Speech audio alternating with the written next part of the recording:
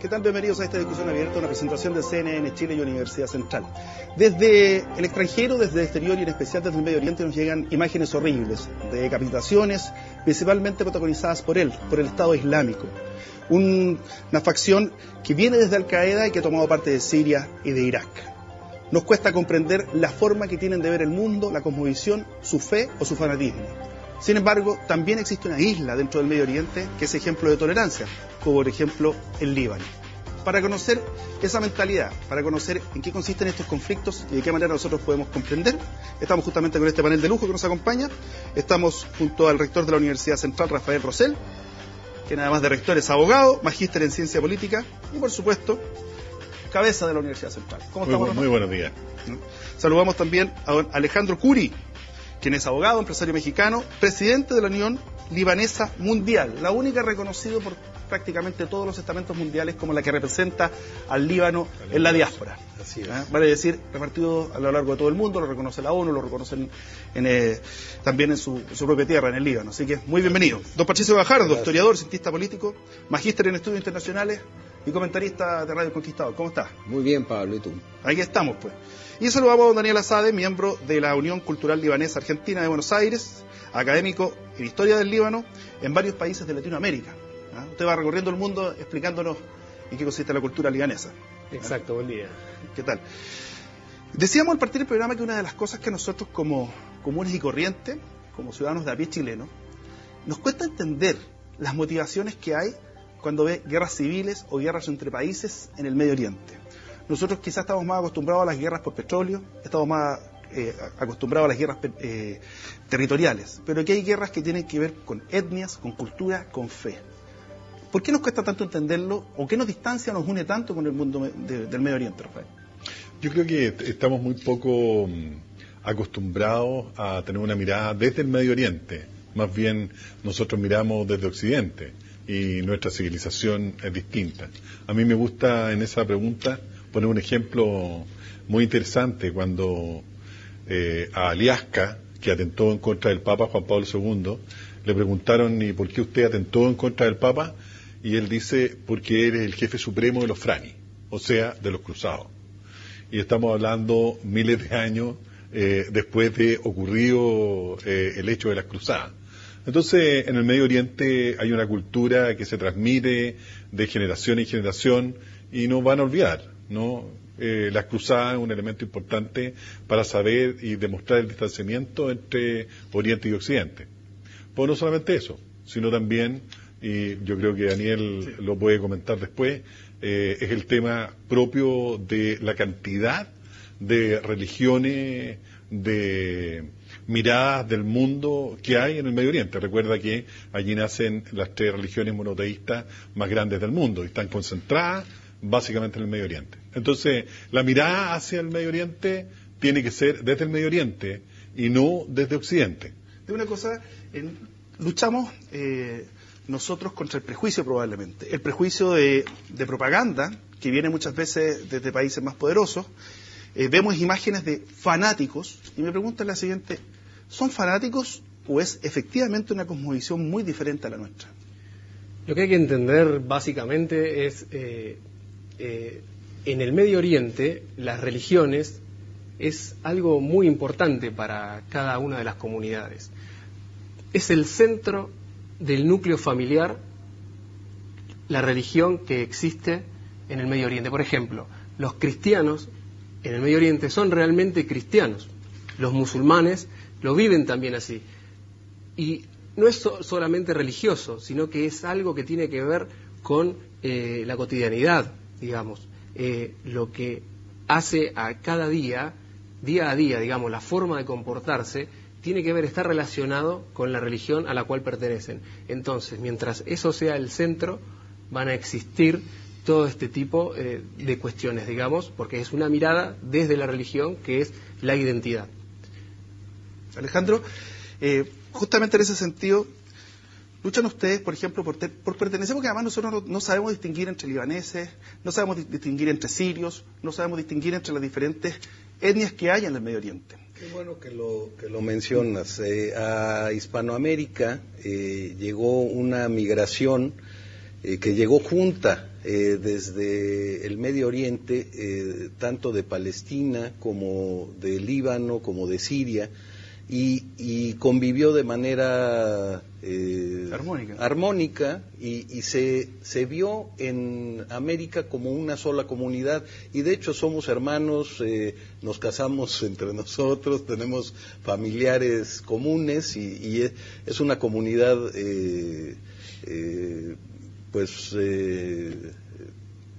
que ha vivido junta siempre.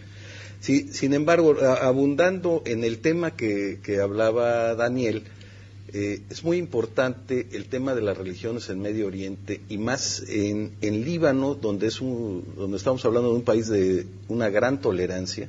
En Líbano conviven 3 religiones. 18. Conviven 18 religiones. ¿Ya? Y 3 que están en el poder. Aceptadas y reconocidas por el Estado libanés, y 14 de ellas están representadas en el Parlamento. ¿Cómo llegan a eso? Por religiones. Por los acuerdos de Taif. A raíz de los acuerdos de Taif, para crear un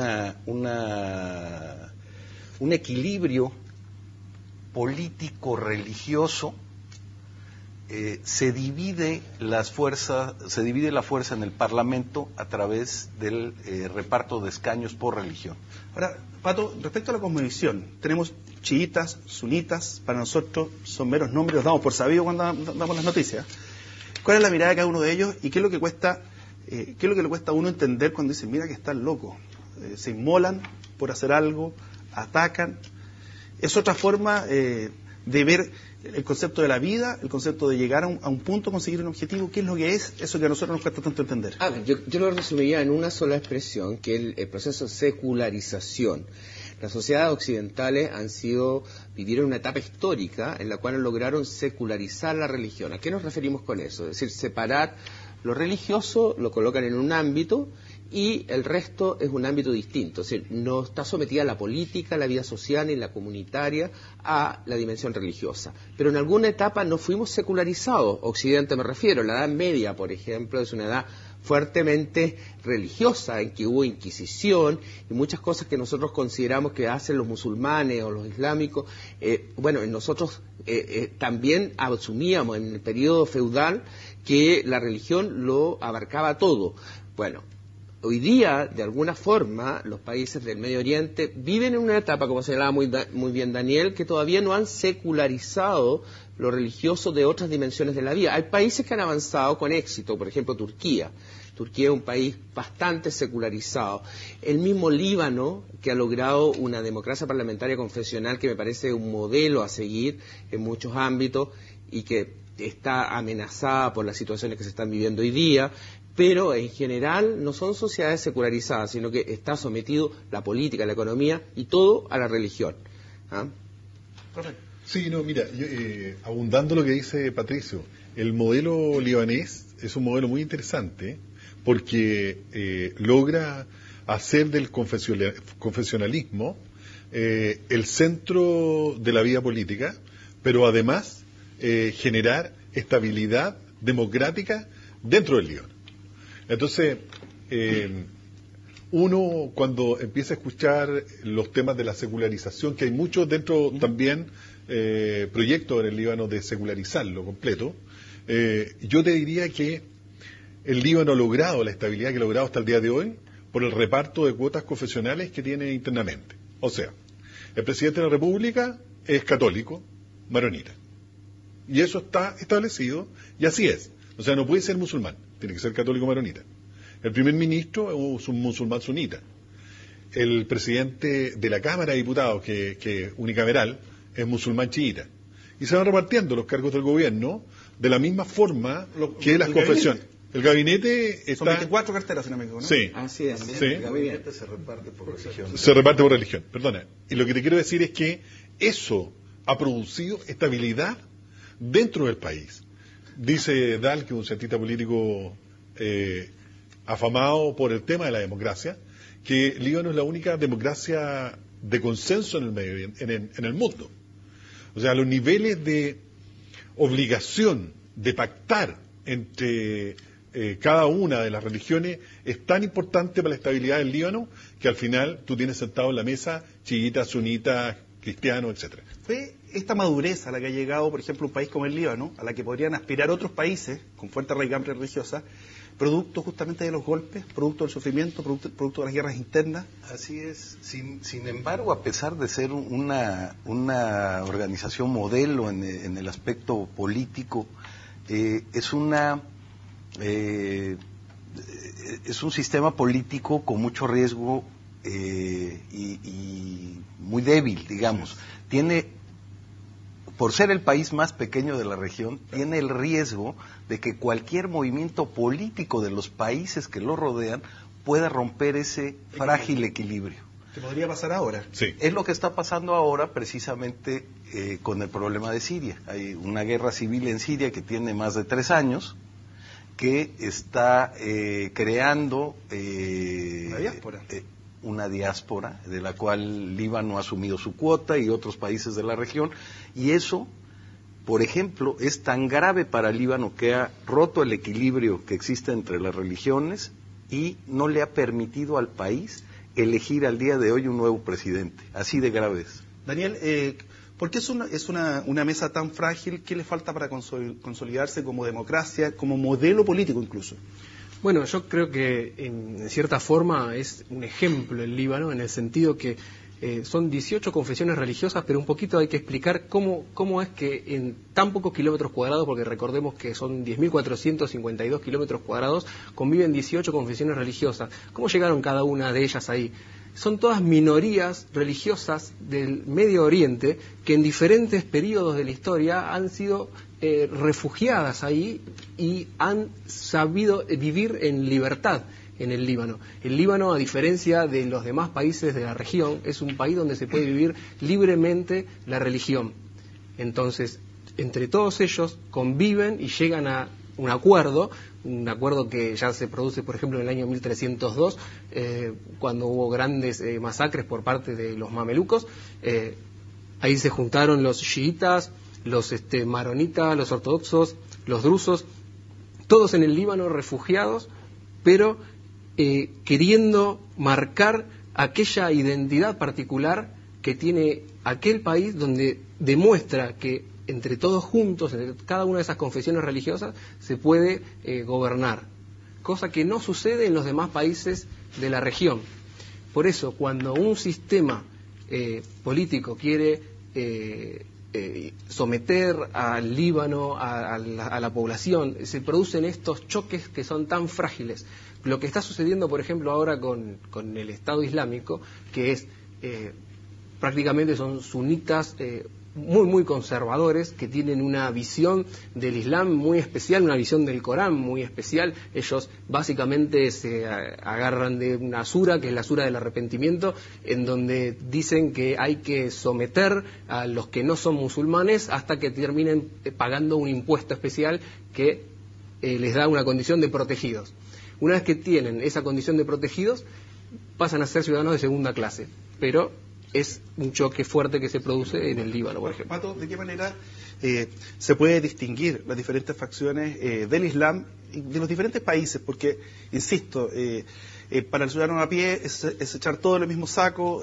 Tenemos un Estados Unidos que siempre está por ahí y de alguna manera también echa en el mismo saco. ¿Cómo los podemos distinguir y cómo nosotros podemos hacer una mirada, te diría, más objetiva respecto a lo que ocurre en el Medio Oriente, respecto a la fe o a las diferentes profesiones que se ven ahí? A ver, yo te diría que hay países que se identifican claramente por una de las dos facciones islámicas. Irán es básicamente la cuna del chiismo, el estado más relevante dentro del chiismo.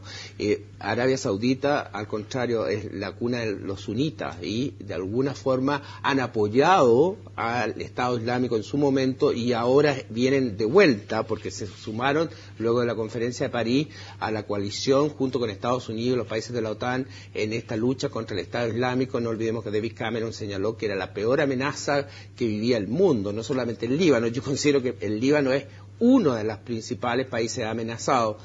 Pero yo quisiera agregar algo que señalaba Daniel, que me pareció sumamente interesante. Yo creo que este equilibrio de confesional y político que se da en el Líbano, por lo mismo pasa a ser un polo de atracción cuando se producen conflictos en otros países, y eso lleva a olas migratorias sumamente intensas. No olvidemos la época del Septiembre Negro, en lo cual llegan una cantidad grande de palestinos, 600.000 palestinos que irrumpen y rompen de alguna manera ese frágil equilibrio.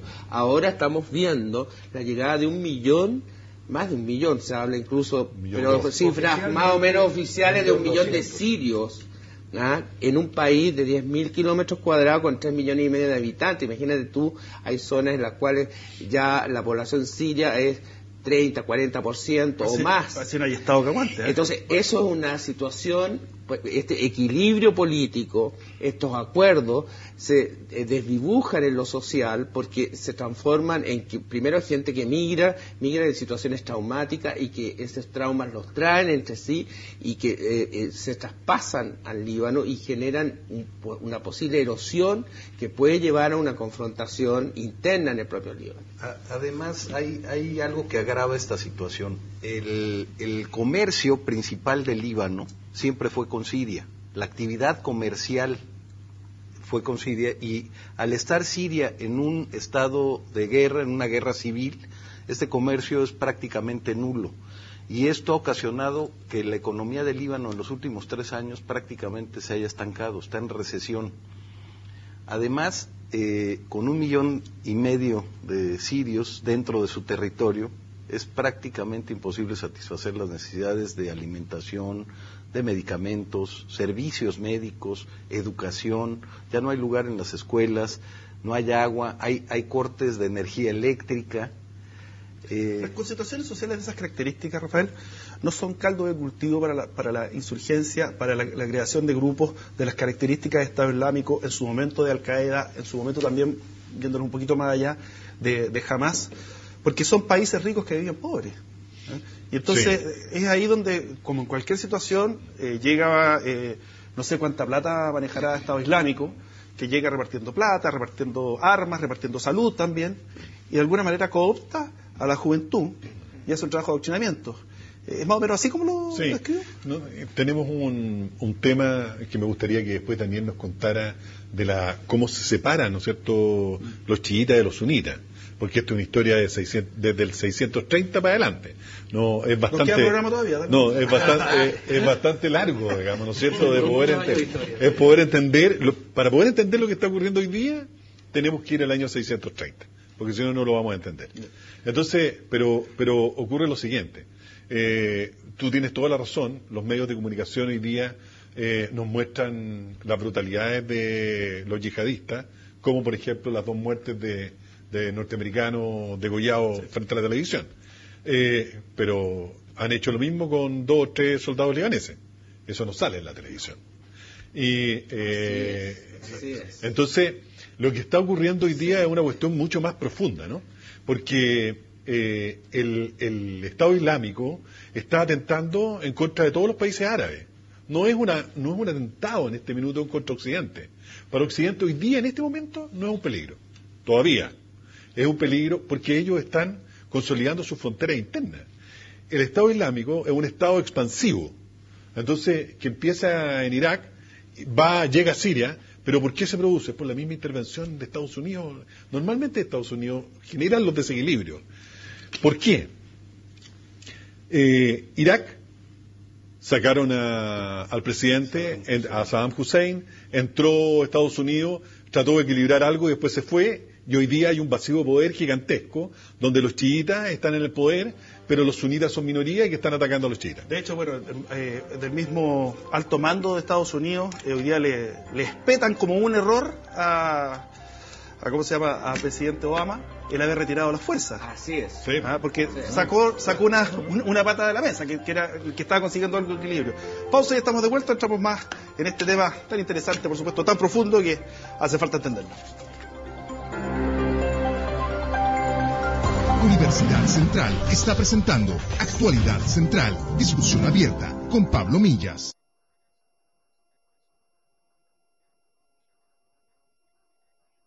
Universidad Central está presentando Actualidad Central, discusión abierta con Pablo Millas.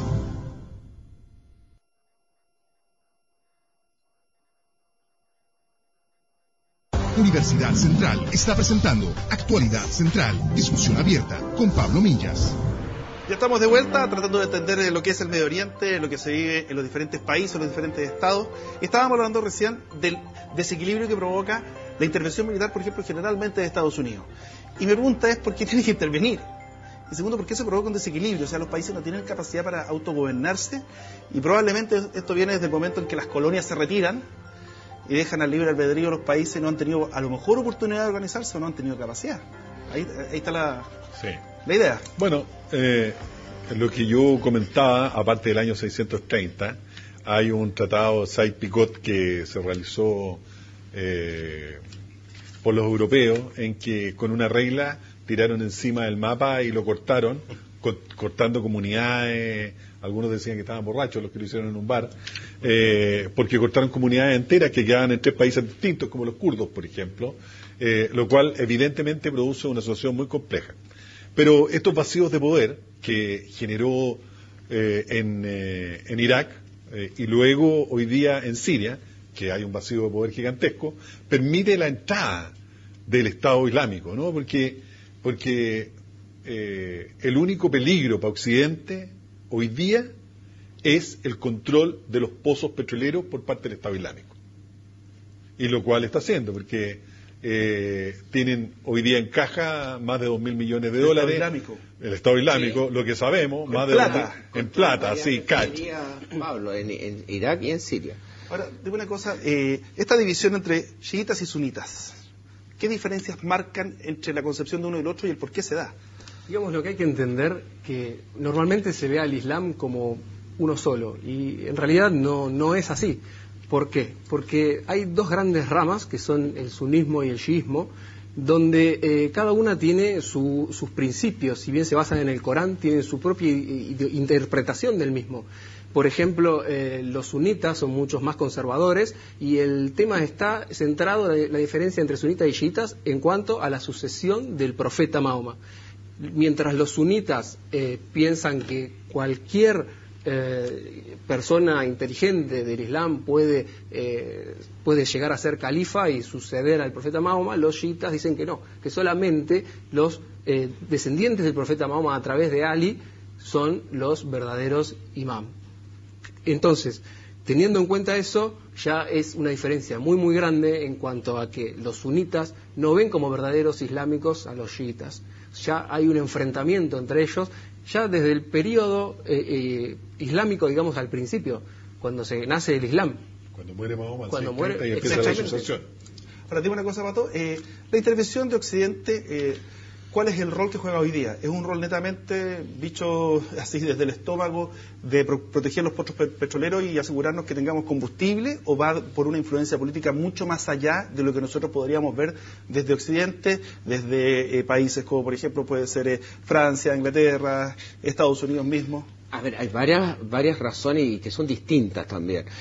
Hay que reconocer que el presidente Barack Obama le costó muchísimo tomar la decisión de formar esta coalición para intervenir contra el Estado Islámico, porque asume que es una amenaza y una amenaza efectiva, una amenaza, como lo señaló Cameron en su momento, la peor amenaza que está enfrentando el mundo, no solo por la violencia, la crueldad, sino que por el nivel de desestabilización que está generando en una zona que es conflictiva por sí misma. Pero a eso agreguémosle errores garrafales, como la invasión del presidente Bush a Irak, que, como señalaba muy bien Rafael, lo que hizo fue generar un vacío de poder en un país fuertemente fragmentado étnica y religiosamente, y no olvidemos que el Estado Islámico surge a partir de una facción de Al-Qaeda de Irak, en la cual al-Zarqawi muere, que era el que lideraba la lucha de Al-Qaeda en Irak, muere el año 2006, de ahí se forma el Estado Islámico como respuesta y se vincula a divisiones de facciones de al-Nusra que luchaban en Siria y se vinculan y forman un proyecto compartido, desobedecen a Al-Qaeda y plantean derechamente la formación de un califato. Y ese es lo atractivo que tiene este Estado Islámico, es decir, que no se queda en algo hipotético, sino que plantea un proyecto político concreto. Es decir, al-Baghdadi, que es el califa, se instala en un territorio que supera las fronteras tradicionales de Siria e Irak y llama a todos los musulmanes sunitas a formar una entidad única, que en 5 años debería ocupar incluso los Balcanes en Europa y la península ibérica con España y Portugal. ¿Se ve con preocupación, Alejandro? ¿Se ve con temor? Con mucha preocupación, porque ya a la fecha este Estado Islámico ya ocupa 1/3 del territorio iraquí, y en Siria va por el mismo camino. Sin embargo, en Siria, por la fragmentación provocada por la guerra civil, ha permitido la llegada, bueno, la participación de varios grupos. El ejército formal de Bashar el-Assad, el otro ejército, que son los disidentes del propio ejército de Bashar el-Assad, gente del Estado Islámico. Están preocupados lo de ellos. Sí, sí, entonces ahí todavía la conformación o la solidificación del poder de ISIS en el territorio sirio todavía no es tan fuerte como en Irak. La intervención norteamericana, Rafael, porque yo la encuentro bastante tibia, y es tibia porque yo creo que en este caso Obama está con los traumas de las guerras anteriores. El envío de tropas ha sido tímido, se habla de asesores, se pidieron $500 millones que tiene que aprobar el Congreso para poder entrenar lo que le llaman ellos rebeldes moderados, que le pidieron que los filtrara mucho. ¿Qué va a aportar en la región la llegada de estos ataques selectivos, o la presencia incluso de tropas más adelante, porque yo creo que ya terminan eso igual? Mira, el entrenamiento por lo menos les va a llevar 1 año. Claro. Lo que significa que... Pero van a ser en Egipto, parece, ¿no? Sí, lo que significa que el Estado Islámico va a aumentar mucho más de lo que está hasta ahora, o sea que ya tenemos un problema. Segundo, que sea Estados Unidos quien lidere la coalición en contra del Estado Islámico, produce reticencias dentro del mundo árabe. Ese también es otro problema. ¿Por qué? Porque en definitiva, lo que señaló Daniel hace un rato atrás, los yihadistas son musulmanes, sunitas, pero que piensan que todos los demás son sus enemigos. Por lo tanto, exacto, hay que exterminarlos. No estás con nadie. Exactamente. Entonces, incluyendo a los chiitas. Incluyendo a los chiitas, pero incluyendo a los chiitas y a los otros musulmanes sunitas. También, sí. ¿Me entiendes? Entonces, el tema es mucho más profundo, por lo tanto, y la intervención norteamericana podría producir un cambio en la mirada de los demás musulmanes de la región. Es peligrosa. O sea, ¿cuál es la solución de esto? Es la solución que los árabes, la Liga Árabe, tome el liderazgo en contra de este grupo terrorista y no sea Estados Unidos. ¿Por qué? O si no, va a producir eventualmente un problema irresoluto al final. No, y después se van a ir y va a quedar nuevamente en desequilibrio. Pausa, ya volvemos. Universidad Central está presentando Actualidad Central, discusión abierta con Pablo Millas.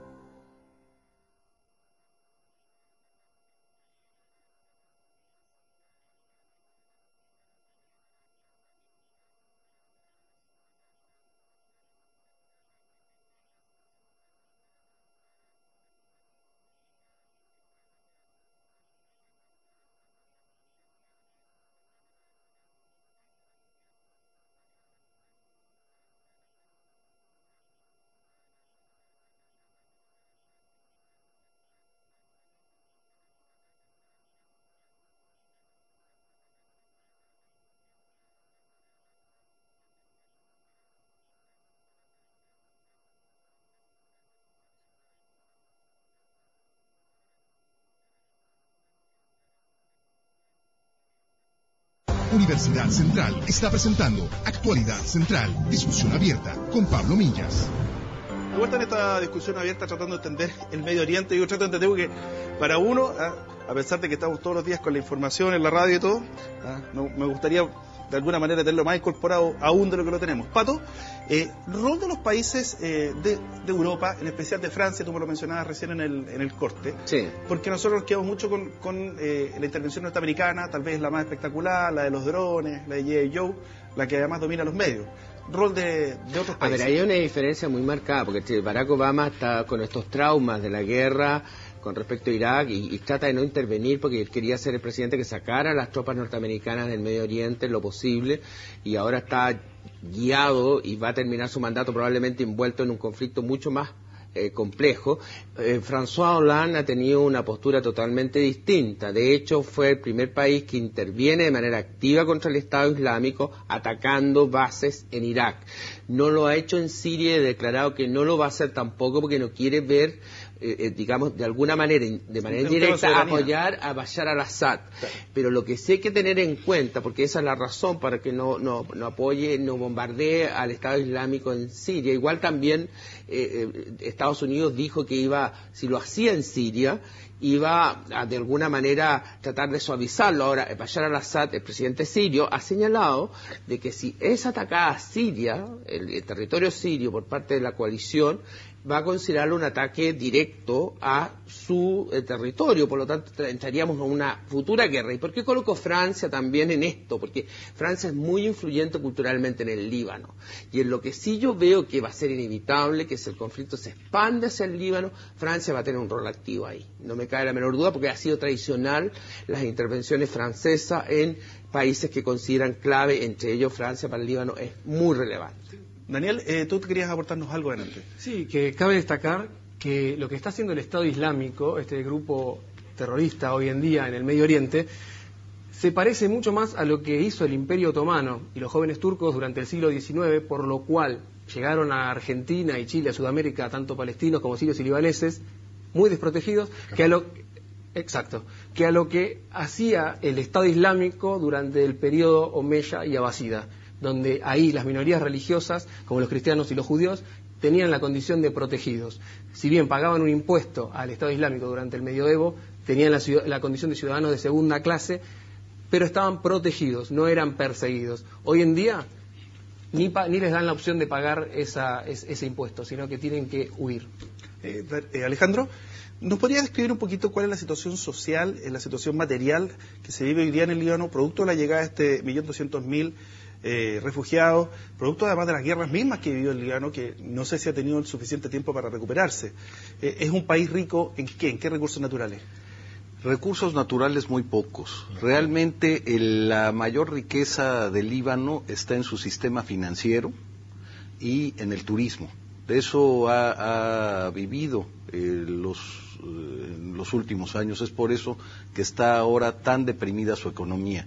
Incluso los mismos países árabes, hablando de Arabia Saudita, Emiratos Árabes, han emitido alertas de viaje para no pasar ni por Siria, ni por Líbano, ni por la zona. Entonces, sus propios hermanos han emitido alertas para afectar esta actividad turística, que es de la que viven miles de libaneses.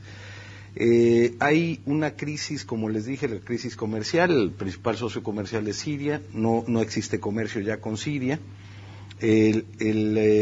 La parte de hospitalaria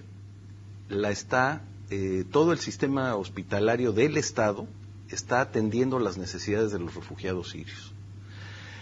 Hay desde hace casi un año un ofrecimiento de la ONU de entregar una ayuda económica a los refugiados sirios dentro del territorio libanés. Esto se hace a través de organizaciones no gubernamentales.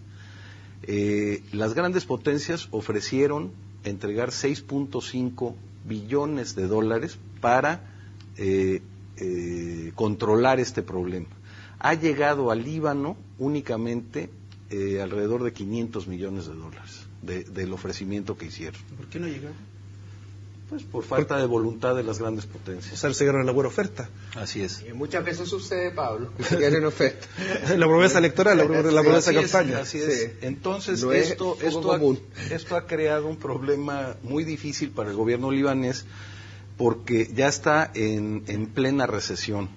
Entonces, el dinero, si es que llega, debe de llegar directamente a instituciones gubernamentales para cubrir este déficit que ya tiene el gobierno. ¿Cuál es el rol de Israel en todo esto, inmerso dentro del Medio Oriente, que de alguna manera es la representación, diríamos que a lo mejor más de la cultura occidental, que tiene cierto liderazgo en la misma región, un liderazgo marcado a lo mejor por recursos económicos, que los tienen, a pesar de que no es una tierra muy rica, ni rica en petróleo, pero recursos hay. ¿Cuál es el rol de Israel para poder apoyar de alguna forma la pacificación de la zona, o es un país que queda totalmente excluido y bien cerrado sus fronteras? Yo creo que, al igual que los demás países árabes, Israel también está amenazado por el Estado Islámico. Y evidentemente es un tema, como yo señalé, de expansión territorial. Y está dentro del Medio Oriente y es un objetivo del Estado Islámico, obviamente, digamos, ¿no? Hoy día yo creo que Israel está un poquito más concentrada en sus temas internos, con esta gran tragedia que tienen los palestinos también dentro del propio Estado. Entonces, yo me imagino que tiene que estar mirando esta situación al igual que la están mirando el resto, digamos. Yo quisiera en este caso ir un poco más allá. Líbano tiene una política permanente de fronteras abiertas. Líbano es un país hospitalario, es un país generoso que al ver el problema de sus hermanos sirios los ha recibido en su territorio. Incluso muchos de ellos han llegado a casas particulares, no a campos de refugiados. Sin embargo, Israel desde siempre ha tenido una política de fronteras cerradas, blindadas. Tiene sistemas de vigilancia de sus fronteras, de su espacio aéreo, que no tienen naciones como Líbano. Esto dificulta el avance de movimientos como ISIS en un territorio como Israel. Y de los países árabes que están bien, Pato, Sí. me refiero a los países que son ricos, que forman parte de la Liga Árabe. ¿Cuál es el rol que tienen? Porque tienen que tener una responsabilidad por lo menos moral. Uno podría decir un rol de liderazgo para poder tomar esto y que el Medio Oriente se defienda solo, porque recursos hay. ¿Es eso lo que tienen que hacer? A ver, lo que pasa es que yo creo que la crueldad del Estado Islámico y lo amenazante que es, como señalaba muy bien el rector, yo creo que ha convencido a los líderes de todos lados, incluso sunitas, chiitas, etcétera, y se ha ido generando una alianza estratégica que es muy poco convencional. Fíjate tú que Irán, que no tiene relaciones con Estados Unidos, ha negociado posibilidades de acuerdo, no de intervenir en esta gran coalición, pero sí de acuerdos y negociaciones, pensando que hace unos años, el año 2012, Israel era un gran incentivador de atacar Irán para impedir que pudiera tener bombas atómicas, que era la gran preocupación de Israel en ese sentido. Hoy día se ven nexos y vasos comunicantes entre Estados Unidos e Irán, algo que era impensado. Arabia Saudita, que de una u otra manera siempre ha apoyado a los sunitas, incluso los que estaban luchando contra Bashar al-Assad, de hecho tiene claro que uno de los sectores donde se va a formar esta oposición moderada para defender, digamos, y atacar en Siria va a ser justamente Arabia Saudita. Entonces nos encontramos en una situación de que hoy día hay una concienciación, diría yo, una toma de conciencia de parte de todos los líderes árabes, cualquiera sea, de que es fundamental atacar el Estado Islámico, porque es una amenaza no solamente ni a los sunitas ni a los chiitas, sino que para el mundo árabe en general y para los islámicos en particular. Y vuelvo a insistir en el caso del Líbano, que en ese sentido es como un crisol de cultura, que es donde más aparece la amenaza como viable. Yo lo veo tremendamente, con mucha preocupación, de que este estallido de la guerra llegue al Líbano indirectamente y genere, digamos, una situación mucho más compleja por la calidad de vida, por el sistema político que tiene, porque representa el Líbano, ojalá, lo que debiera ser otros países de la región y que no han logrado hacerlo muchas veces por intolerancia religiosa o por situaciones puntuales que han vivido. Daniel, sí. No, pero te quería comentar que ya en la frontera libanesa penetró el Estado Islámico sí. Y el ejército libanés lo sacó, pero tuvieron que negociar. Y lamentablemente el Estado Islámico tiene hoy día cerca de 40 personas, me parece, rehenes libaneses, del ejército libanés y campesinos libaneses. Entonces, no es fácil, ¿no? Porque ellos están protegiendo la frontera, que es muy amplia, la frontera, casi toda la frontera con Siria, y están penetrando en algún sector, hacia el Líbano. Y dime una cosa, dicen que la historia a veces se repite. ¿Cuáles son tus principales temores de la situación actual del Estado Islámico con respecto no solamente al Líbano, sino que diríamos a la región? Sí, digamos que lo que está queriendo hacer el Estado Islámico es lo mismo que lo que se produjo durante el califato abasida, luego del califato omeya, luego que nace el Islam. Ni bien nace el Islam, lo que hacen los omeyas no es querer la conversión de todos, sino más bien que las minorías, porque el Medio Oriente eran todos cristianos antes, que las minorías paguen un impuesto. Con ese impuesto lograban financiar las conquistas y así llegaron a conquistar el sur de España, por ejemplo, al Andaluz. Luego, cuando viene el califato abasida, prefieren, ya estaban instalados, entonces en lugar de buscar el impuesto, prefieren, digamos, las grandes conversiones en masa. Hoy en día se vuelve a repetir un poco la historia, pero el financiamiento no llega de los cristianos a través de este impuesto, sino viene de otro lado. Entonces es como una mezcla de diferentes periodos históricos. El Pacto de Omar, por ejemplo, cuando dicen que las minorías religiosas tienen que irse o pagar el impuesto, o lo que sucedía durante el Imperio Otomano, que les sacaban aquella condición de protegidos y tenían que migrar en grandes masas. Pato, ¿cuál es tu principal temor respecto a lo que vendría? Viendo, además tú eres historiador también, entonces... Sí.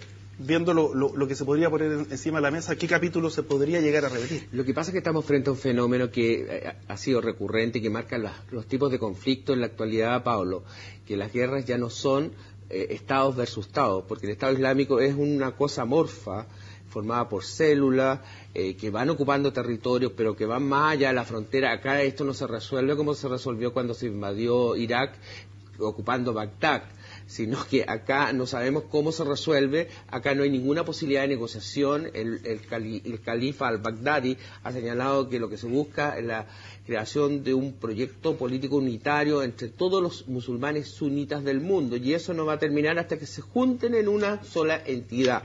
Por lo tanto, no hay ninguna posibilidad de negociación ni de acuerdo. Entonces, ¿cuándo vamos a determinar de que la guerra terminó o que triunfó la coalición, si es que llega a triunfar, o que si ganó uno, ganó otro?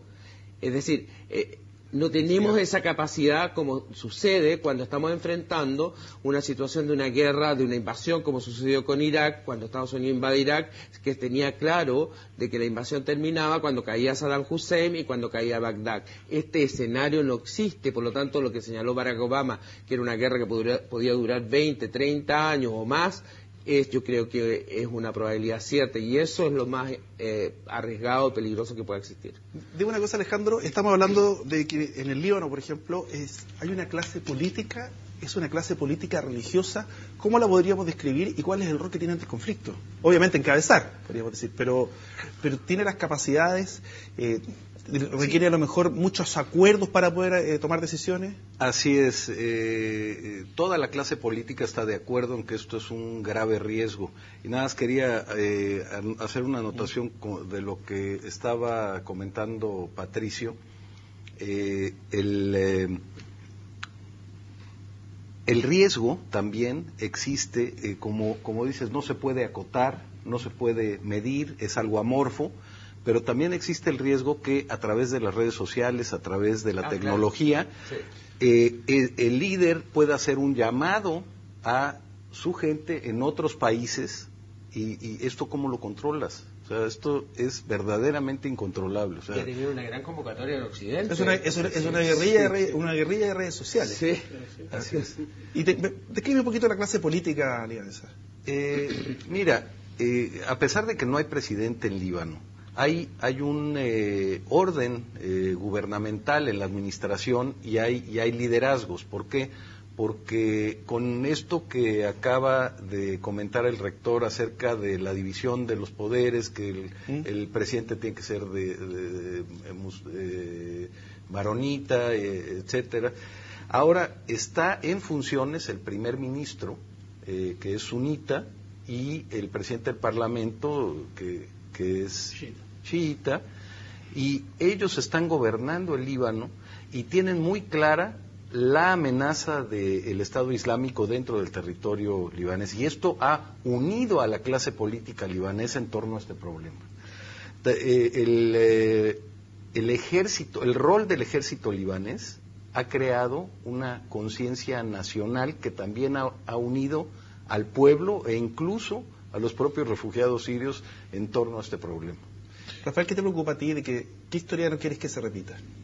Mira, primero quisiera agregar algo de lo que está diciendo Alejandro, porque el Líbano siempre es una especie de laboratorio de lo que está ocurriendo afuera, y a mí me interesa mirarlo siempre desde esa perspectiva. Hoy día, de esta clase política, están ligados o están en acuerdo católicos con chiitas, cuestión que hace 3 años atrás era impensable. ¿Ya? Impensable. Tiene un acuerdo en conjunto. Volvió el ex primer ministro al Líbano, que es un sunita moderado. Por lo tanto, hoy día los suní moderados están evitando también que se produzcan mayores consecuencias o peores consecuencias en el Líbano como en otros países. O sea, la clase política libanesa está asumiendo su responsabilidad en eso, y eso también es extraordinariamente importante. ¿Producto de la madurez? Yo creo que producto de la madurez y del temor también. De la necesidad. Claro, hay una necesidad detrás. De los tiempos. Sí. Lo que me preocupa, perdón, viene... No, dale, ¿sí? ¿sí? Es cortito. Es muy cortito. Lo que me preocupa es lo que ha dicho al-Baghdadi hace unos días atrás, en que señala que este no es el principio, sino que es el final. Este es el apocalipsis. Ese es el mensaje.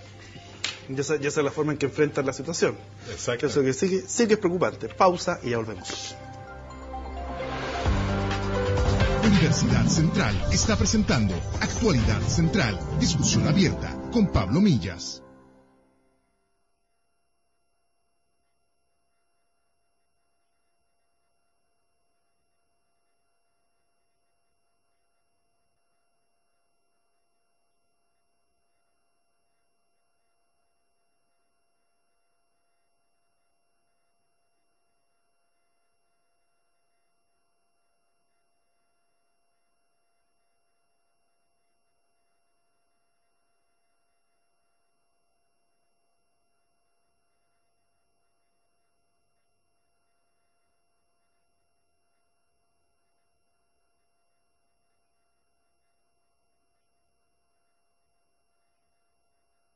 Bueno.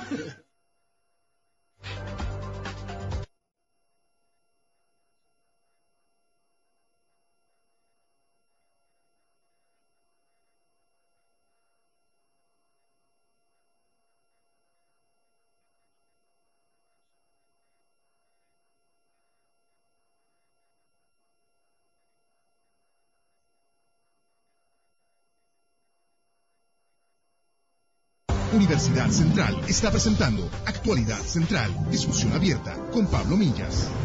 Estamos en esta discusión abierta con un tema que la verdad tiene los ojos del mundo puestos en Medio Oriente y en especial Estado Islámico. Tú recién describías de cuántos seguidores estamos hablando de este grupo, porque uno veía Al Qaeda que tenía un número bastante respetable en su mejor momento. Hoy día, ¿de qué número estás hablando de seguidores? Es bastante discutible porque hay cifras que dan para todo, pero se habla entre 30.000, incluso 80.000 seguidores, personas que están combatiendo. Ahora, de los cuales hay un porcentaje relevante de personas que, como decía Alejandro, por las mismas redes sociales, por los mismos vínculos y la propaganda que ha hecho con mucho éxito, lamentablemente estos hechos de crueldad que para nosotros pueden ser horribles, pueden ser convocantes para algunos sectores, y no digo yo de islámicos, o de islámicos pero occidentales, gente que viene de Inglaterra, viene de Francia, viene de España, a incorporarse a la lucha activa. Incluso un chileno que, bueno, no vive en Chile, pero que vivía en Suecia o Noruega y que también se incorpora al Estado Islámico. Por lo tanto, tiene una capacidad de penetración que no vimos en Al Qaeda, si uno lo compara. Claro. Está como más circunscrito a, digamos, al mundo musulmán más específico. Acá vemos que es convocante y además se mueve con mucha rapidez. Y como genera tanto temor, le interesa ocupar territorio para ocupar refinería, para ocupar... cosa que ya domina. Ya domina varias refinerías en Siria, en Irak, y exporta petróleo clandestino, y eso le permite autofinanciarse y tener ganancias incluso. Daniel, ¿qué tiene de atractivo para un joven el ver Estado Islámico? Si es que nos situáramos en la perspectiva de un joven, de una persona, como han sido los ingleses, han sido el chileno que tú mencionabas, y muchos otros, obviamente, claro, pero española hay muchos, pero que está así, de repente le vienen a contar algo que lo seduce. No, es totalmente descolocado, algo que la verdad desde mi óptica no se puede entender, digamos, cómo estas sociedades occidentales a ellos les puede penetrar este pensamiento, digamos. ¿Qué te ofrecen? Bueno, en sí, digamos, hablan de... Son todas cuestiones medievales, ¿no?, de las cuales habla el Corán, la literatura coránica, el paraíso, digamos, el paraíso se obtiene a través de la conversión de todo el pueblo hacia el Islam sunita. Pero quienes yo creo que tienen un valor agregado muy importante para poder colaborar en la solución de todo esto es justamente los emigrados que viven en países de migración, las terceras y cuartas generaciones también. Por eso es un trabajo tan grande que hace la Unión Libanesa Cultural Mundial. El trabajo que ustedes están haciendo acá en Chile, descríbamelo porque por algo están acá en el programa, son visitas internacionales que quisimos aprovecharla y sacarle el jugo en la medida de lo posible. Venimos a tener un encuentro con la colectividad libanesa en Chile, que aquí debe de ser de alrededor de 25.000 personas, de las cuales están organizadas en torno a diversas sociedades civiles con diferentes fines, y pues queremos acercarlos a la estructura de la Unión Libanesa Cultural Mundial para seguir trabajando por Líbano, por la existencia del Líbano, por la soberanía del Líbano, y por los derechos humanos de su gente que vive en el territorio libanés, ¿no? Daniel, ahí tienes la cámara 3, tienes 30 segundos, di lo que se te venga a la mente. La verdad que es un trabajo muy importante que hace la Unión Cultural Libanesa Mundial en reunir a todos los descendientes de libaneses en el mundo. Don Pato. A ver, yo quisiera destacar la excepcionalidad del Líbano. ¿Y por qué es importante? Porque siempre se parte de la base de que no es posible construir una democracia en el mundo musulmán, por lo menos desde un punto de vista occidental, y creo que sí se puede. El Líbano representa eso y por eso hay que rescatarlo si es que se expande el Estado Islámico en una situación amenazante con un país como el Líbano. Alejandro, ahí tienes la cámara 2, toda tuya. Como migrantes, como hijos y nietos de migrantes, debemos cuidar al Líbano. Líbano es ahora el país que más refugiados ha recibido per cápita en su territorio. Está en grave riesgo y por la cantidad de problemas internacionales no ha tenido la respuesta de las grandes potencias. Don Rafael, ahí tiene la cámara número 2 por usted. Bueno, como la Universidad Central, siento yo, ¿no? Este compromiso con el pluralismo es el que tiene también el Líbano dentro de su territorio, con estas 18 confesiones religiosas que conversan, que dialogan, que van hacia adelante.